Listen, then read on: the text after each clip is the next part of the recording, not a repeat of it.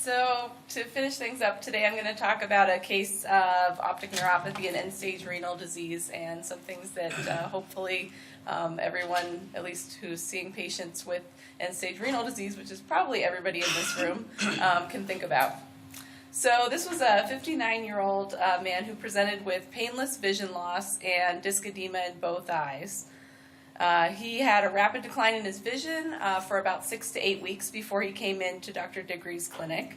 His vision was suddenly very dark and blurry. He couldn't read, he couldn't make out any details, and he couldn't do his daily activities. He had an MRI brain, which was done about 3 weeks before coming in to see us, and didn't show any new abnormalities. And he was seen by his local optometrist, who saw disc edema in both eyes and said, I don't know what to do with this. Let's send him to neuro-ophthalmology. So his past medical history is remarkable for a chronic disability, which is mostly accounted for by his mental illness. He's had multiple issues with schizoaffective disorder, with bipolar features, as well as obsessive-compulsive disorder and others. He also has a history of end-stage renal disease, which arose from chronic lithium use. So the lithium helped to control his psychotic features, but unfortunately at the expense of his kidneys, and he actually stopped the lithium about 5 years before this presentation, but he unfortunately had suffered long-term permanent consequences. His nephrologist actually had urged him to go on hemodialysis, as we typically do with patients who are on end-stage renal disease. But both the patient and his family declined to continue with hemodialysis for a number of reasons, side effects, and other issues. And so actually, because he was end-stage renal disease and not on hemodialysis, he was essentially placed on hospice, or given the option to be placed on hospice. He stayed on hospice for about 6 months, and then he really didn't get any worse, which was pretty surprising considering all of the things that were going on and his kidneys not working. So they actually took him off hospice just before he came in to see us. He also had a history of hypertension, had a prior cingulotomy, which was done in attempts to cure his OCD, which did not work. And he also had a long history of chronic knee pain and chronic opiate use, which was relevant because he had some changes in his opiate medications prior to coming in for this presentation. On review of systems, just the chronic knee pain, as I mentioned, and he had very poor posture. He was extremely kyphotic. His head was kind of dropped over to the side, and no concerning GCA symptoms. And then, these are his medications, pretty standard. On examination, his visual acuity was very poor, 2/200 in both eyes. His pressures were normal, his pupils were equal, and there was no APD seen. And his visual fields showed the deficits shown here. He had some more in the right than the left eye, superior deficits as well as other peripheral deficits.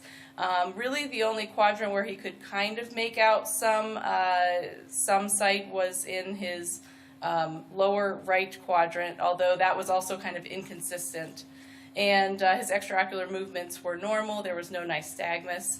On his slit lamp examination, he had dermatochalasis. He also had cataracts bilaterally. And then the important feature here was the grade 3 optic disc edema, which was also accompanied by pallor, no disc heme, appeared chronic in nature. And obviously with that poor vision, he was not able to do much in the way of color vision testing or stereopsis. And his neuro exam just showed some decreased strength, but otherwise essentially normal neuro exam. So I wanted to focus on his optic disc photos here, where I'm not sure if it projects very well, but you can see there's definitely, some disc edema in both eyes with pallor, more pallor in the left eye. And then you can also see this high watermark line, which really tells us that this is chronic and has been there for some time, probably for at least the 6 weeks, if not, a significant time before that. And then his Goldmann visual fields were very challenging to complete because of his central scotomata, and he kept losing fixation, but essentially showed altitudinal defects in both eyes. And again, his OCT-RNFL just confirms the chronic disc swelling which was observed. So our differential diagnosis, I actually put the thing that we were kind of thinking about the most on top here, which is this uremic optic neuropathy, which I'll talk a little bit more about. It's actually a very rare cause. So we also considered other more common things, such as elevated ICP, which we felt was probably less likely in this case, given that his MRI was normal. He also had a second MRI, which included the orbits, which again didn't show anything besides a little bit of increased fluid, but nothing to suggest markedly increased intracranial pressure. We also considered AION, which again would be more typical to present as a unilateral and then could be sequential bilateral, but not typically both eyes at the same time. And then an infiltrative cause, which again would likely have been detected on MRI. And then also because of his kyphosis and he couldn't support his head, we were also thinking about things like myasthenia and nodding head syndrome. But really all signs tended to point towards this uremic optic neuropathy. So I wanted to talk a little bit about ocular complications in end-stage renal disease because it's probably not something that we think about all the time, but something that certainly can come up. So the anterior segment or surface problems are the most common things that we see, and patients come in with red, scratchy eyes. They've got foreign body sensation. They're kind of in your typical dry eye patient category, and they can also present with band keratopathy. And all of these effects are thought to be related to alterations in calcium and phosphate metabolism that happens when you have end-stage renal disease and your kidneys are not able to process those materials normally. And then we also have some other effects which are kind of variable. So intraocular pressure can actually increase, decrease, or might not change at all. And so it's kind of variable in the literature as far as what happens with IOP. There's also been rare reports of retinal detachments associated with ESRD. And this is thought to be maybe due to fluid shift and would probably represent an exudative retinal detachment. And then lastly, optic neuropathy is the most likely cause in this case. So uremic optic neuropathy was actually first reported in the 1880s. There was a 10-year-old girl who came in with a post-streptococcal glomerulonephritis who also had non-reactive pupils, disc edema, and loss of vision. And her physician astutely noted that when her renal function recovered, her vision recovered as well. And so I don't think at the time he coined this uremic optic neuropathy, and the article was not in English, so I couldn't read it, but that was kind of what he was getting at. And then there has actually really, even since since that time, not been much in the way of the literature. There's been about maybe a handful of case reports. And then this case report here, this is by Winkelmeyer. This one actually summarized all of the previous case reports that they could find, which were about 14 cases, and talked about kind of the differences between those cases. And they actually proposed a classification system. So in terms of classifying this uremic optic neuropathy, there's the first category, which is the uremic optic neuropathy itself, meaning there's no other cause or other etiology that could be inferred. And then we also have we also have optic neuropathy associated with ischemia, which can be associated in cases of uremia. And then we can also have problems due to adverse drug effects, elevated ICP, and cerebral infarction.